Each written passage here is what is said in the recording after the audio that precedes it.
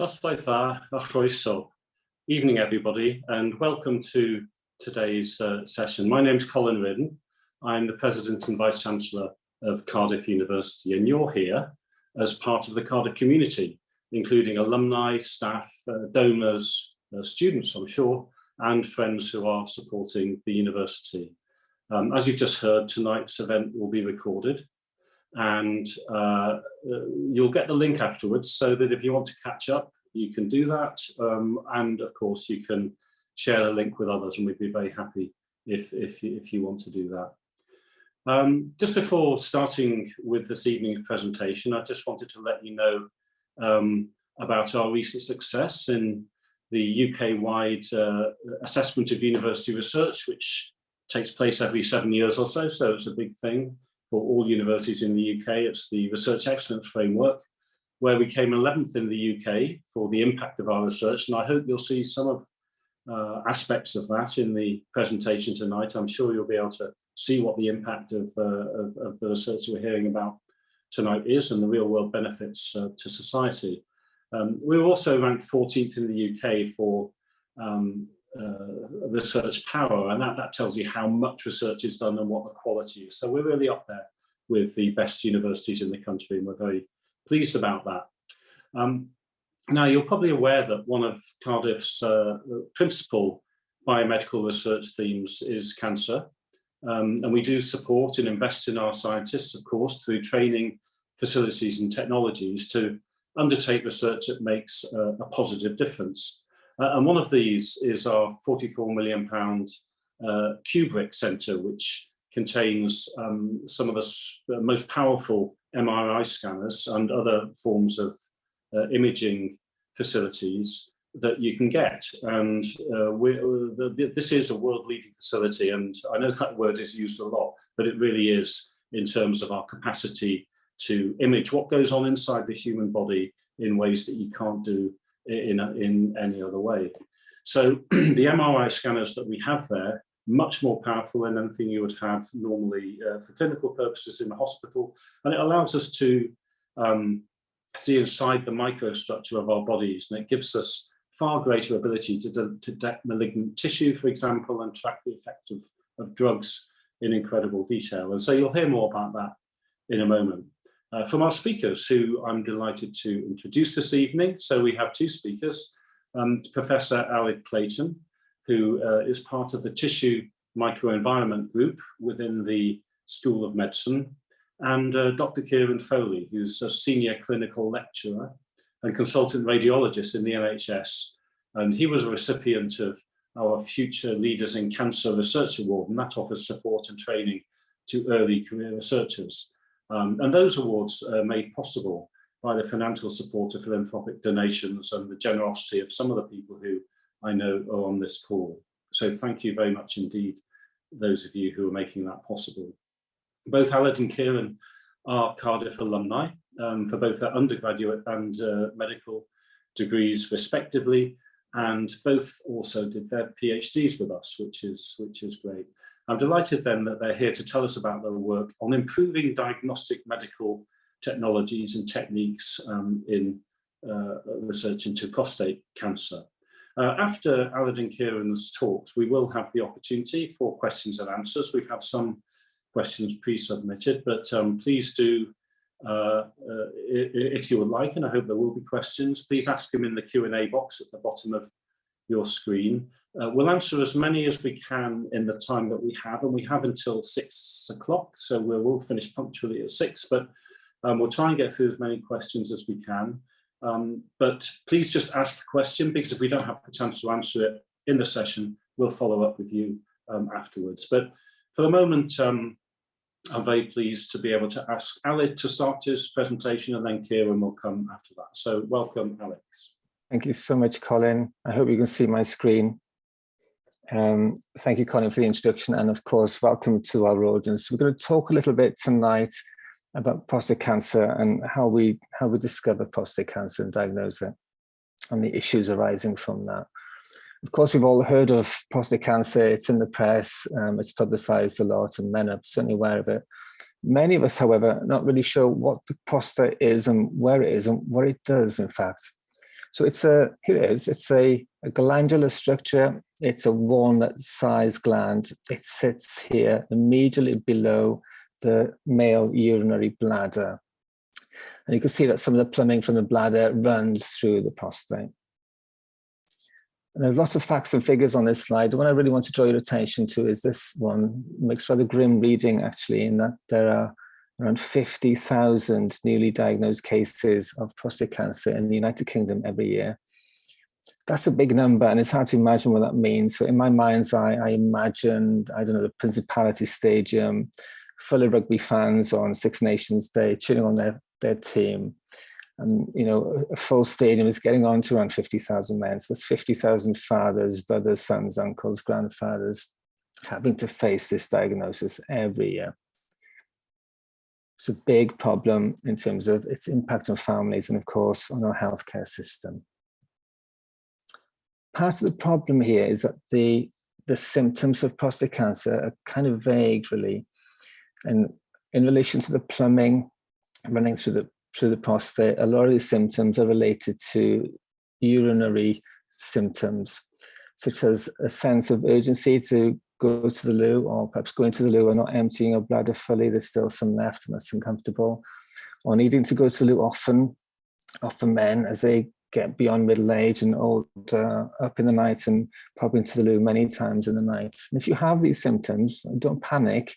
It doesn't mean you definitely have prostate cancer. They may be explainable by other things. If you do have these symptoms and they're long-term symptoms, I would advise you maybe go and get them checked out just to give you some reassurance, if nothing else. For many men, they appear to have prostate cancer that don't really present with any symptoms.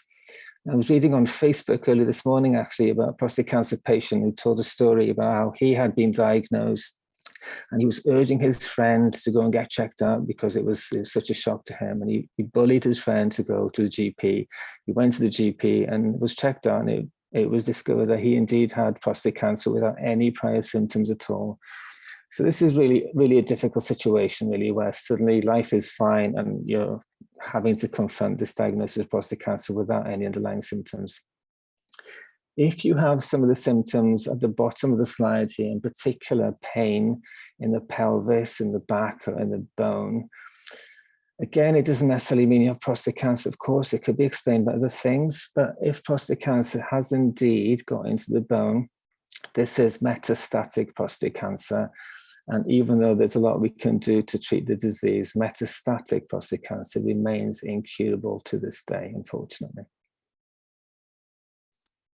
So the diagnosis pathway for prostate cancer is complicated and full of uncertainty. So often you go and turn up to your GP with symptoms, or a spot test is done and some blood sample is sent off to the clinic, and they measure this thing called PSA, prostate-specific antigen in the blood. Prostate-specific antigen is a bit up and down, actually, with men. And if you have a high level of PSA, it doesn't necessarily mean you have cancer. Other things can cause PSA to be high, like a urinary tract infection, or perhaps recent sexual activity could explain this.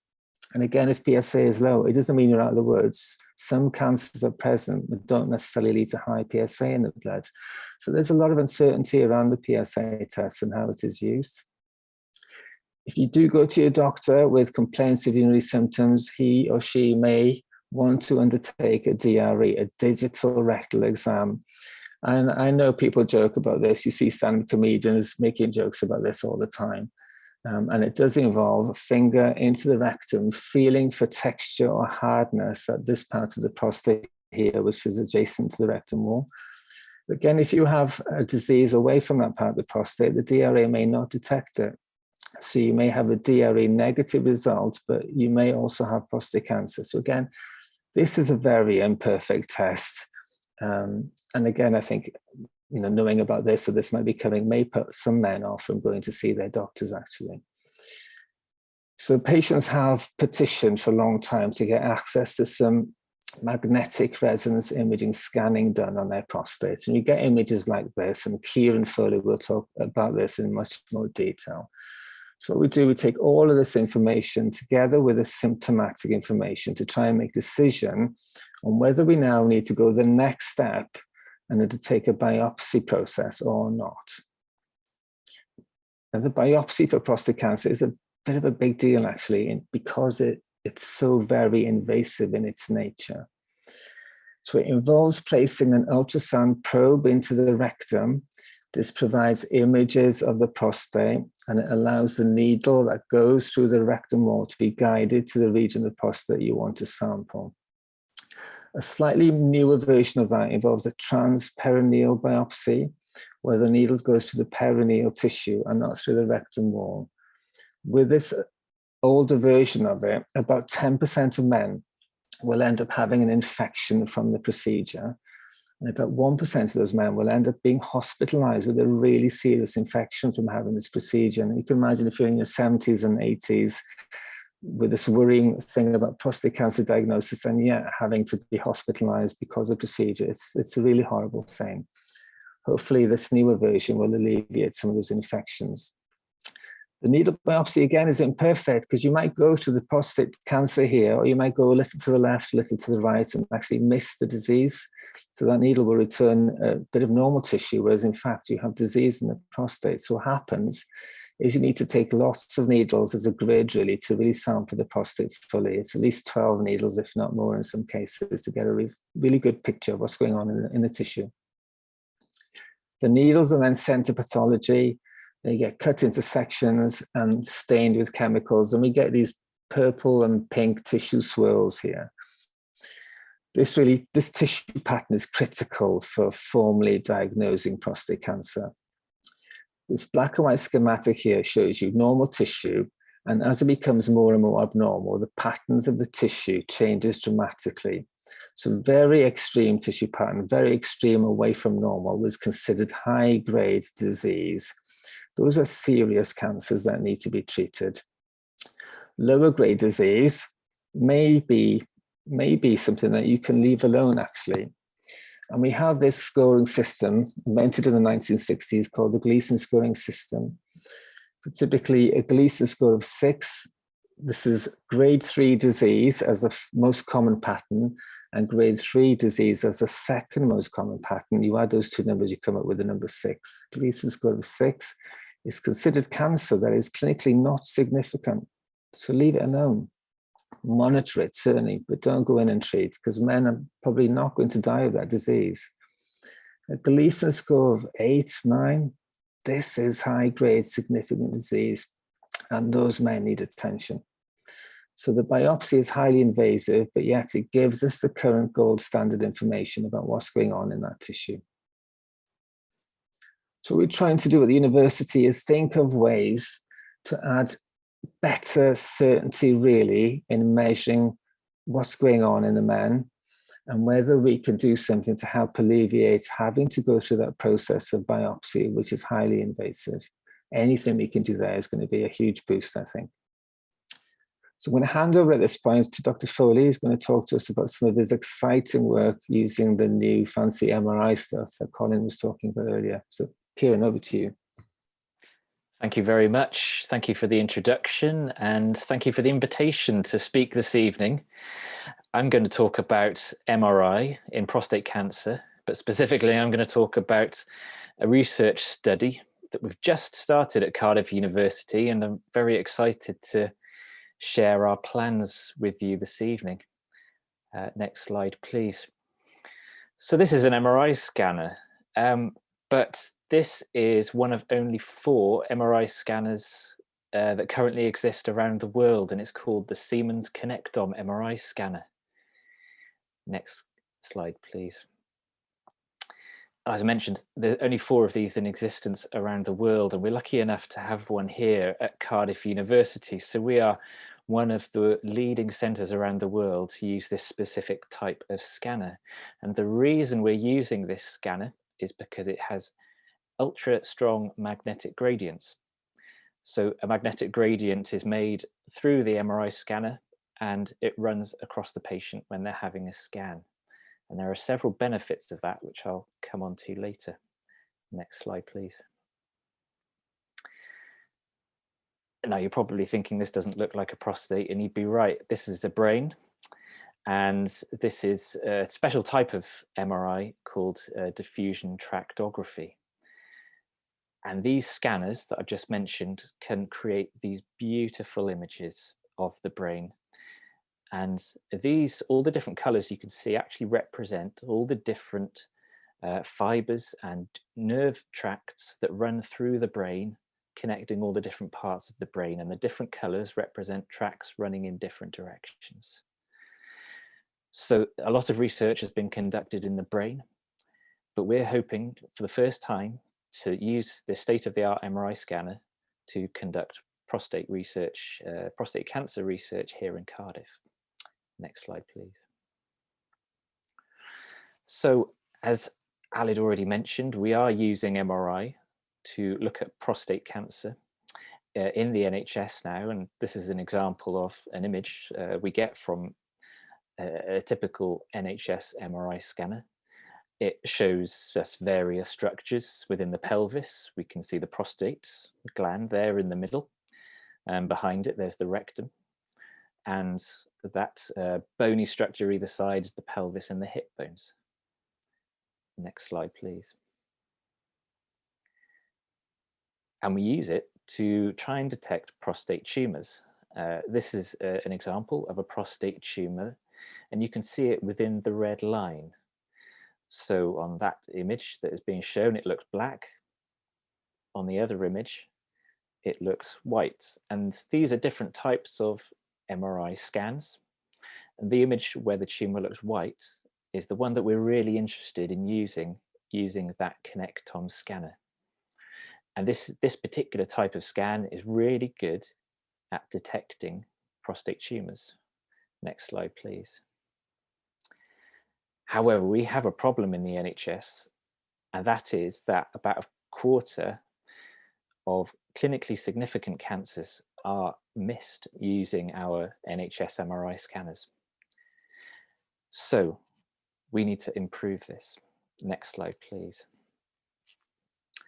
Can we do better? Well, we think we can, and we think we can by using our Siemens Connectom scanner in Kubrick. Next slide, please.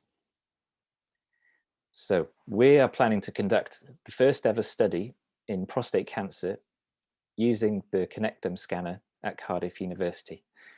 So we're going to work with our collaborators at the University Hospital of Wales, and we're planning to scan men with normal prostates, and we're also going to scan patients who we know have prostate cancer. And this is the first time prostate cancer has been scanned using this scanner. We're going to compare our Kubrick scans with the scans that the patients have already had in the NHS. And really, we want to ask two questions in this first initial study, and that is, can we do it? So can we image prostate cancer using our world-leading scanner? And secondly, how good is it? Can we detect the cancer that we already know is there? And can we detect any other cancers? And importantly, can we really use the benefits of the scanner with its high magnetic strength to try and get an even better look at the tumour and to give us an understanding of the microstructure of the tumour? So that might help us decide, do we need to worry about this tumour? Is it aggressive? And as Aled mentioned, what is the grade of this tumour? And hopefully by doing that, we may be able to avoid the need for those biopsies. Next slide, please. And I'm pleased to announce we've recently just scanned our first patient the week before last, and this is an image from that patient. It looks a bit grainy, but this is a really important step for us. We can improve on this, and we can get our images much better, and we can start really drilling down on the tumour microenvironment. So very pleased to show you that this evening. Next scan, please. So I've gone over what we're planning to do and the reason we're doing it, and that's because the MRI that we use in the NHS currently must improve to help us detect all tumours in patients with prostate cancer, and to help us decide whether or not we need to treat these tumours. Thank you very much, Aled. Fantastic, Kieran, and we all wish you well with this fantastically exciting study, world-leading indeed.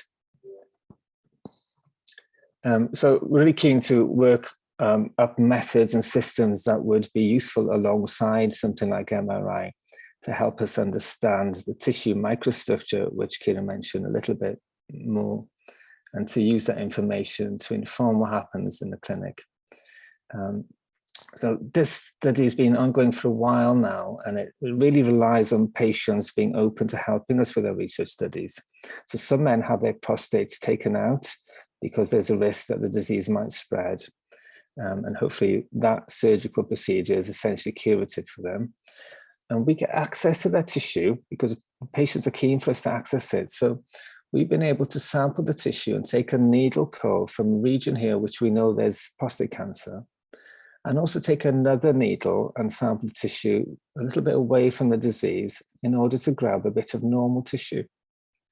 So from the same man, therefore, we get two needles, one representing normal tissue and one representing prostate cancer. And we're able to take these fresh living tissues into laboratory and grow cells out of these. And we have a system in play now where we can select what types of cells we're growing out of the tissue. So we're really interested, of course, in the cancer cells that live in these glandular structures. We're also really interested in the cells that live between these structures. We call these the stromal cells. They're essentially fibroblasts. You can see the nature of the pink staining here in the disease compared to the normal is quite distinctive.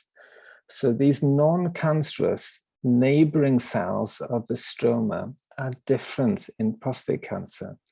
And certainly when we grow these cells out in the lab and we label them for different things, we can see very clear-cut differences here. So this molecule here, alpha-synuclein, is absent in normal stromal cells, but clearly highly elevated here in the diseased stromal cells. This is an indication that these stromal cells are a wound healing type of cell. We shouldn't really see it in the prostate, but they're clearly trying to wound heal in the cancer setting and constrain the disease. Alas, they're failing to do so, and they're actually contributing to the disease process in different ways. One of the ways they do this, we think, is by producing small vesicles. Now, all cells produce vesicles. There's two main categories of these. There are vesicles that are made directly from the cell wall, from budding outward, and these things pinch off and float away. Or there are vesicles that are pre-manufactured in compartments inside the cell, and these are then transported and eliminated from the cell a bit later. So a vesicle looks a bit like this. So it has a membrane. The membrane is heavily decorated with protein structures. They do things, they bind to things. And inside this sphere, encapsulated, again, complex cargo of molecules, including proteins, and also RNA molecules. And RNA molecules essentially reflect genes that have been switched on. So the vesicle here, made by a stromal cell, should look a little bit like a miniature version of the stromal cell. Maybe we can analyze them and use that information and do some good. This is an electron microscope picture that some collaborators in Spain did for me of these stromal vesicles. They're very, very small. Some of these are as small as 13 nanometers in diameter. Some of them are a bit bigger, some of them are very big. So they're very heterogeneous in nature, and the diversity here makes them very difficult to study, actually. But the point of it is that cells produce vesicles in order to communicate and deliver instructions to other cell types. So this lovely picture here is one that Thea, a former PhD student of ours, made.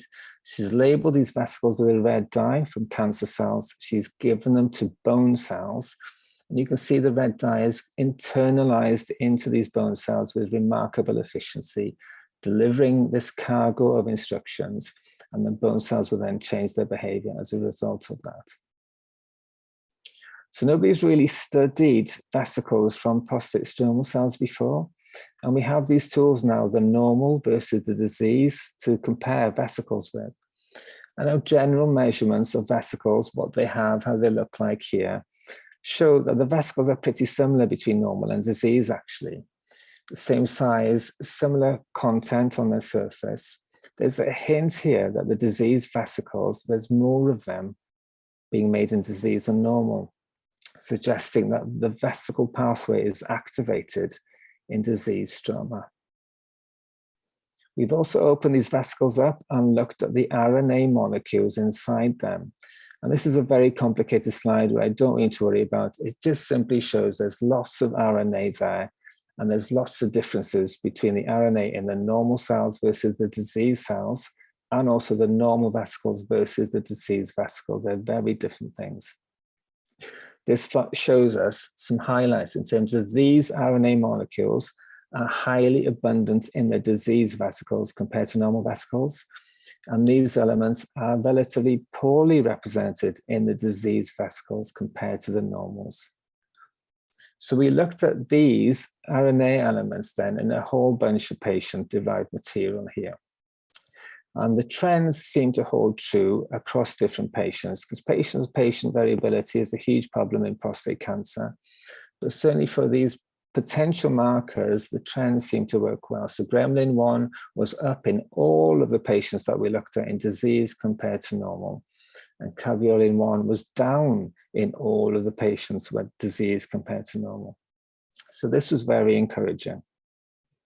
So what we wanted to do then was to evaluate vesicles present in blood of cancer patients. And to do this, we had to establish a system to simplify blood. Blood is enormously complex, and to be able to analyze vesicles from blood would be impossible unless we did something to simplify the sample. So we drip serum samples through this resin column. The vesicles travel fast through the column, and other components of blood travel slowly through the column. So we collect a peak of vesicles here. That's the sample that we ultimately analyze. And then at the later fractions from the column, we have all the blood proteins that we don't want. So we very simply separated the good things from what we don't want to look at. And it makes the measurement of vesicles much tractable, really. We then went on to ask Wales Cancer Bank for some clinical specimens. The Wales Cancer Bank is a really valuable resource that we host here in the university, and they hold a whole bunch of samples from a variety of cancers, including prostate cancer. So I asked them, can I please have some serum samples from men with diagnosed prostate cancer that is clinically insignificant? So this is Gleason 6 disease. And can I also have another group of samples representing men with clinically significant disease? So these are Gleason 8, 9, and 10. And then I wanted to compare the vesicles in these two groups.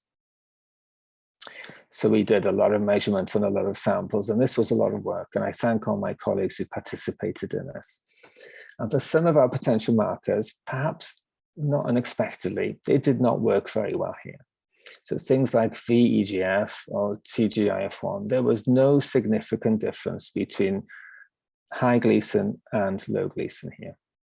Some of them, however, the ones in red, we did see significant differences here, such as the one for caveolin 1, TIMP2, thrombospondin, and connective tissue growth factor. So maybe we could measure these things, and it gives us an idea of whether we have high or low Gleason in these patients. Another way of reflecting this data is by looking at what happens to the man in terms of, does the disease get worse or is the disease stable? So classically, for the Gleason score that I talked about, men with high Gleason tend to have disease that can get worse. And men with a Gleason score of 6 have disease that stays the same. We can just watch and monitor it. But how does that look for some of the things that we are measuring? Well, look at this measure for CTGF. So the men that had high levels of CTGF had disease that was progressive and got worse. And the men with low levels of CTGF in their blood vesicles were stable. So it mirrors really nicely what we're seeing with the Gleason score, except of course, Gleason score, you need a biopsy, which is horrible. And our measurements, all we need is a small blood sample. So we went on then to do a bit of machine learning, and this has been really valuable, really. And we asked the question, what measurements can we make? What combinations can we put together to give us the best information, really, in these measurements? And we've ended up now with a test where you give me a serum sample from a potential patient, and I can tell you with good certainty whether that patient has a low, clinically insignificant disease or a more serious form of disease that will need more investigations and perhaps some treatment. So you can imagine a blood test like this. It's not in its final form yet, but a test similar to this, working alongside some of the work that Kieran is doing with the imaging, can give us much better certainty about whether we need to put man through the horrible biopsy process or spare him that experience. So research like this is absolutely all about partnerships and collaboration. And I'm extremely grateful, of course, to the lovely people at our Brain Research Imaging Centre, Kubrick, here for working with us on these studies. We sit alongside, of course, colleagues at Cardiff and Vale University Health Board. We work, of course, a bit further afield with colleagues in University College London and the engineering teams at Siemens for the MRI work. The Wales Gene Park and the Wales Cancer Bank have been absolutely instrumental in getting these kind of studies off the ground. And of course, colleagues within the tissue microenvironment group work with me very hard on trying to get these assays up and running. Research does require resourcing, of course. I'm extremely grateful to the Royal College of Radiologists and to Cancer Research Wales, who funded Kieran's study, for example. CRW have funded vesicle research for a long time. I'm extremely grateful to CRW for their continued support.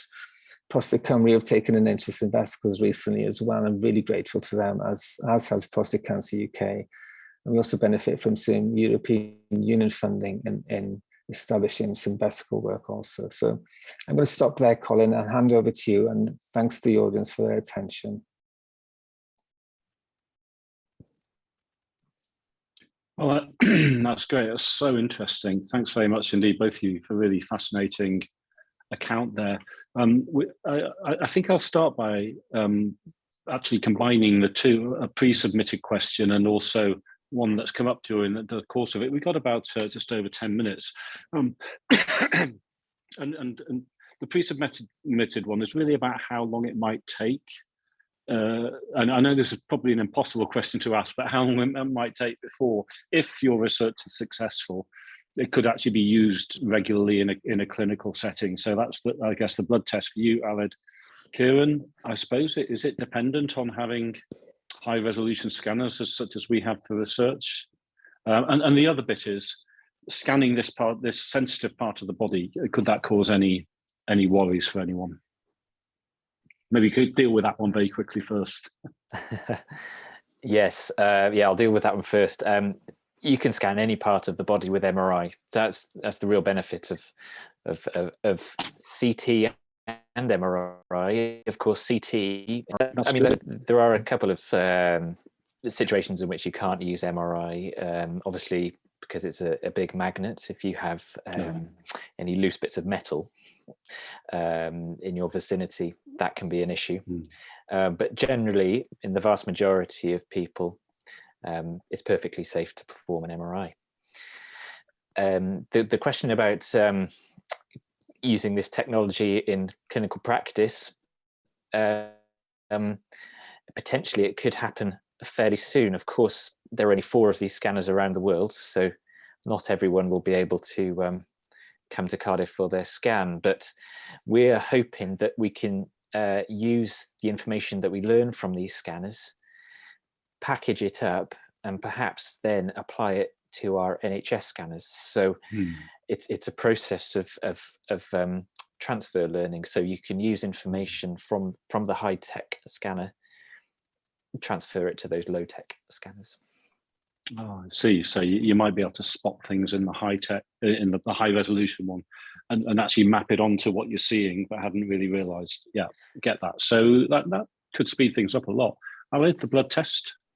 Yeah, it's a very difficult question to address. I don't think the test that we have at the moment is going to be the definitive test. We're still working on this. I think there are more interesting and better markers for us to measure. So we have an ongoing project, and we're looking in real detail, in real depth, at the RNA content of vesicles across prostate cancer patients at the moment. So we'll get better answers, I think. In terms of getting it in the clinic, what we're good at the university, Colin, as you know, is discovering cute little things, right? And what we're not good at is scaling it up and embedding things in the healthcare system at the NHS. That involves, a different skill set, really. So I think 5 years or so, I would be delighted if we can get something in the clinic in 5 years, but it's going to require a significant amount of effort and resourcing to get us there. I guess the motivation is the PSA test is so inadequate, really, isn't it, in many ways, because of the false positives and false negatives. So you can really see the need for the research that you're doing. Yeah, we're taking blood samples from men for this anyway, right? So I could see it sitting alongside the PSA. So it's a little PSA variant. And in fact, don't throw the PSA values out. They're still useful. Combine the PSA value with the measurements that we're doing just to add extra information. Great, so you could augment it. And could this potentially, these new approaches of yours lead to a screening program? We have that for bowel cancer, we have it for breast cancer. Yes, what we need for screening programs is going to be really cheap, it's going to be really simple, and it's going to be massively scalable. And I think, the prostate cancer community have been shouting out for screening for a long time. The thing is that PSA is not the thing to screen on because it creates so much anxiety, unnecessary investigations and follow-on. So I don't know, potentially as a screening tool, maybe. At the moment, I think it's going to be positioned alongside the diagnostic pathway initially, because we really need to sample more and more patients to make sure the assay is robust. There's good statistic on it, and then that will inform the development of it. So screening is another level of scale, I think, Colin. So, watch this space. I'd love to see a vesicle screening tool for prostate cancer, but it's a big ask. And scanning, non-invasively scanning is obviously a wonderful way of doing things. And there's a couple of questions in the Q&A asking, well, first of all, could you actually accidentally discover other solid cancers in that general area if you were doing this type of scanning, or would it be too specific for that? And the other one is, could you foresee a day when you would catch any prostate cancer by scanning? Yeah, they're very good questions. I'll answer the first one. It is possible to pick up other tumours incidentally, and actually we know that from our everyday practice at the moment. If you remember one of the images I showed, you have the rectum sitting behind the prostate, and actually from time to time we do find that men have rectal cancers when they've come to have their prostate looked at. So yes, it is possible to find other tumours incidentally. The second question about finding 100% of cancers, well, that is in the ideal world, in a perfect world, that would happen, and we would find all of them. I don't know of any test that is 100% accurate. But we certainly have room for improvement at the moment. So the advances we're hoping to make will improve that accuracy, and we'll be able to find more and more tumours that we need to treat. And I think with Aled's work and the PSA test that's already being used, all these tests will be complementary to each other, and we'll be able to get a much better picture about each patient using these non-invasive methods. It's 100% is too much to hope for, probably, but we can certainly improve the percentage and get a lot closer. That's what we're looking for, isn't it? The non-invasive methods are obviously ideal. Is it conceivable that we might avoid the need for biopsies altogether at some point? Or was that the same question as the 100%? I think that's a really great question. My don't tell anybody, but my ultimate ambition is to put pathologists out of a job, right? I said that to a pathologist once. It didn't go down well. I think, pathology is a very, very conservative discipline, and they will always want to look in detail at the tissue and the nature of those growth patterns in the tissue. So it's going to be a very difficult sell to alleviate it now, unless we have, absolutely unequivocal, compelling, massive data sets to convince them otherwise. But I think biopsy, sadly, is with us for a long time to come. Okay. An interesting question just come in as to whether your mRNA markers might pick up other cancers as well, and not just prostate cancer. I mean, is it more widely applicable? Yeah, absolutely. So I think we're obviously very focused on prostate cancer at the moment. And in fact, the way we've done our assay system, looking at stromal cells associated with prostate cancer, the stromal cells may have a kind of innate tissue response to cancer, whether it's in the prostate or the breast or the colon. So it's quite likely that our assay may not be very specific actually for prostate and may give a signal for other types of cancer. So this is something we've not yet dug into. That's my fear. So this is why we're exploring a little bit more in depth now other RNA molecules in prostate vesicles, in the hope that it becomes a very clear cut and specific signal for prostate, and not be muddied by other things going on in the body, like perhaps an injury, a healing wound I mentioned. You know, you might have an injury there that might give us a similar signal. So I'm a little bit concerned about that at the moment. Right. So that's, in a way, that's very important that it's highly specific, isn't it? And somebody's asking, you did, outline the subjects you're using and the material you're using for your research, but are you still looking for volunteers? I'll go first. Yes, I'll go first. Yeah, we certainly are. And of course, you need a starting block and you need to know what's normal. So we are seeking volunteers to help us with our studies. It's always important to scan organs that we know are normal, so that we can then see what is abnormal and look at the differences between the two. So absolutely, we're always hugely indebted to our volunteers. Without the volunteers, research wouldn't be possible, of course.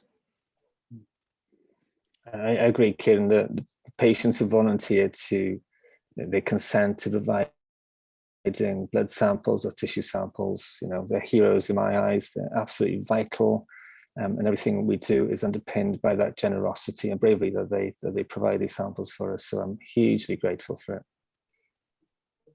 Absolutely. And we're hugely grateful to everybody for coming today, because we're just about out of time. I hope you enjoyed the session. I found it myself incredibly informative. So thanks very much, both of you, very much indeed, for talking to us about your research activities. And as I say, thank you very much to the audience for coming today as well. And if we didn't get a chance to answer your question, we will follow up with you directly. So you'll get an answer to that, and we'll let everybody know what the answers are. So as I said at the start, you'll receive an email in the next few days with a link to this evening's recording. If you want to share it with people, that's fine. Or if you want to go back over it, so lots of interesting stuff there. You may not have had a chance to take notes about things that interest you. And over the summer, you'll also hear about next academic year's online events showcasing more of our research. And if anyone watching would like to get involved with Cardiff University, volunteering time for the study, or helping us to fundraise for our research, please follow the link in the comments box. So that's it from us today. Diolch yn fawr a hwyl. Thank you very much, everybody, and goodbye.